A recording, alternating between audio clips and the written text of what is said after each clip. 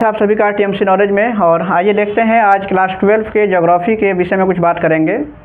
Class 12 में दो किताबें पढ़नी है ज्योग्राफी की। एक इसमें जो पहला जो किताब है ये है भारत लोक और अर्थव्यवस्था, ये पहली किताब है। और दूसरा जो किताब है उसका नाम है, यानी कि वो उसमें मानव भूगोल के सिद्धांतों के विषय में पढ़ना है और उसमें वर्ल्ड ज्योग्राफी के बारे में पढ़ना है, यानी कि उसमें विश्व भूगोल के बारे में पढ़ना है।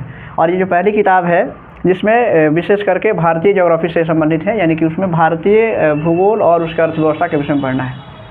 अब हमने पहले ही लिख रखा है और उसमें जो पहला जो यूनिट है ये पहला यूनिट है और उसका पहला चैप्टर है जनसंख्या।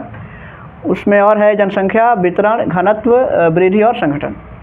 तो इसमें आपको जनसंख्या से जो संबंधित तमाम जो घटक होते हैं, उसके जो तत्व होते हैं जनसंख्या से संबंधित, कि जनसंख्या क्या है और उसका वितरण कैसे होता है, जनसंख्या का जो वितरण है वो किन किन कारकों पे डिपेंड करता है, और उस जनसंख्या का घनत्व क्या होता है जिसको ये डेंसिटी कहते हैं, और फिर ये वृद्धि क्या है, जनसंख्या में वृद्धि कैसे होती है, या फिर जनसंख्या वृद्धि की गणना कैसे होती है। और दूसरी बात है कि जनसंख्या संगठन क्या कहलाता है। तो ये चार जो बिंदु हैं इन सभी बिंदुओं पर बात करेंगे और पहले चैप्टर में ही पढ़ना है। तो देखिए इसमें पहले हम जनसंख्या के विषय में जान लेते हैं कि जनसंख्या, आप जानते हैं कि किसी भी देश के लिए जनसंख्या जो है ये महत्वपूर्ण घटक है। आप सुन सकते हैं, आसानी से चीज़ें समझ में आ जाएंगी, क्योंकि बोर्ड पे सभी चीज़ों को लिखना संभव नहीं है। तो जनसंख्या किसी भी देश के लिए जो एक महत्वपूर्ण घटक है, और किसी भी देश में रहने वाले जो निवासी होते हैं उनको जो आंकड़ा होता है वही जनसंख्या कहलाता है। तो ये किसी भी देश के लिए एक महत्वपूर्ण घटक है। अब अलग अलग देशों की जो जनसंख्या है वो आप जानते हैं कि अलग हैं। उसमें अगर देखिए जनसंख्या के मामले में अगर देखा जाए तो आप जानते हैं कि चीन जो है, ये चीन प्रथम स्थान पर है पूरे विश्व में, क्योंकि चीन का जनसंख्या में पहला स्थान है। भारत की बात करें तो देखिए भारत की जो जनसंख्या है 121 करोड़ है। ये 2011 की जनगणना कहता है। 2011 की जनगणना के अनुसार भारत की जो जनसंख्या है वो 121 करोड़ है। और भारत चीन के बाद, यानी कि इसके बाद से भारत जो है दूसरा, यानी कि दूसरा सबसे सघनतम बसा हुआ देश है। जनसंख्या के मामले में पहले नंबर पे चीन है और दूसरे नंबर पे भारत आता है, और ये दूसरा सघनतम बसा हुआ देश है। जाहिर सी बात है कि किसी भी देश की जो जनसंख्या जो उसमें जो लोग रहते हैं, यानी कि वो उसके सामाजिक और आर्थिक विकास के लिए उत्तरदायी होते हैं। और ठीक जो है कि इसी प्रकार से किसी देश की सामाजिक, आर्थिक और जो अन्य प्रकार की जो समस्याएं होती हैं वो जनसंख्या के कारण भी होती हैं, ये भी बात है।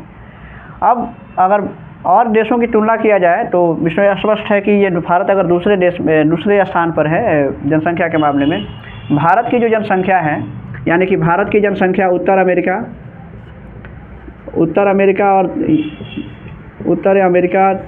दक्षिण अमेरिका और ऑस्ट्रेलिया, उत्तर अमेरिका, दक्षिण अमेरिका और ऑस्ट्रेलिया, इन तीनों देशों की जनसंख्या को मिला करके भारत की जनसंख्या इन तीनों देशों की जनसंख्या से भी अधिक है।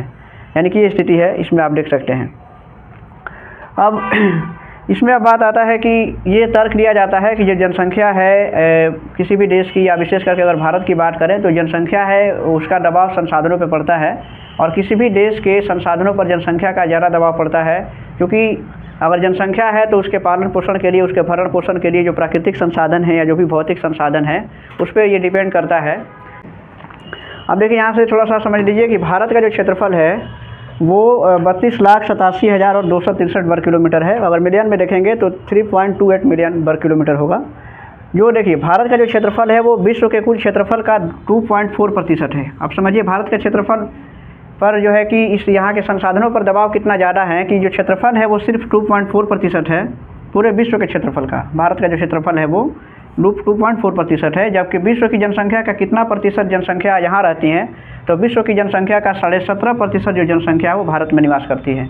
तो इससे आप अंदाज़ा लगा सकते हैं कि हमारे देश के संसाधनों पर या प्राकृतिक संसाधनों पर जनसंख्या का कितना बड़ा दबाव है। क्योंकि ये तर्क हमेशा दिया जाता है किसी भी देश के लिए कि किसी भी देश की जो जनसंख्या है, तो किसी भी जो देश की जनसंख्या होती है वहाँ के प्राकृतिक संसाधनों पर दबाव डालती हैं, और किसी देश की जनसंख्या पर ही, किसी देश की जनसंख्या के कारण ही वहाँ उस देश की जो सामाजिक, आर्थिक या जो अन्य समस्याएं उत्पन्न होती हैं। ये बात सही है कि किसी देश की जो आर्थिक प्रगति होती है या जो विकास करता है तो उसमें भी जनसंख्या की एक बड़ी भूमिका होती है। अब एक जो नया आंकड़ा आया है कि वो क्या दिखाता है कि जो अभी 2024 की रिपोर्ट है, संयुक्त राष्ट्र संघ की कोई एजेंसी है, तो उसको थोड़ा देख लेते हैं। अब यहाँ पे हम जो जनसंख्या रिपोर्ट की जो बात कर रहे थे, देखिए एक एजेंसी है संयुक्त राष्ट्र की एक एजेंसी है UNFPA, ये चूँकि करंट का मसला है तो देखिए UNFPA जो एक एजेंसी है वो संयुक्त राष्ट्र की एजेंसी है, तो उसकी जो रिपोर्ट आई है 2024 में, उसके अनुसार ये पता चल रहा है, उसमें जो रिपोर्ट अपना दिया है अप्रैल 2024 में कि वो संयुक्त राष्ट्र जनसंख्या कोष उसका नाम है। तो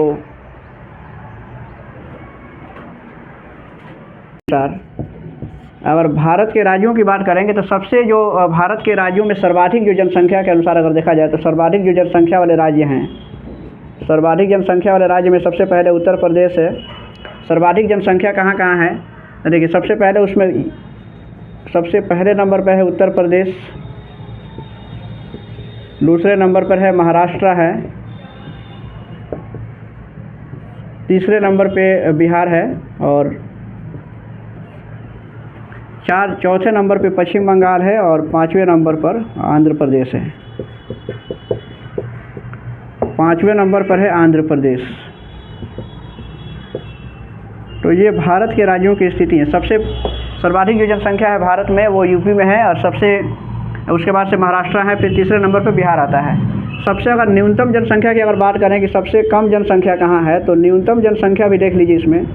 तो न्यूनतम जनसंख्या की अगर बात करेंगे तो सबसे कम जो जनसंख्या है, न्यूनतम जनसंख्या वाला जो राज्य है वो सिक्किम है। सिक्किम की जनसंख्या भारत में सबसे कम है। सिक्किम ये जो है भारत में सबसे कम जनसंख्या वाला राज्य है, जबकि यूपी जो है ये यानी कि उत्तर प्रदेश भारत में सर्वाधिक जनसंख्या वाला राज्य है। तो सिक्किम की जनसंख्या जो है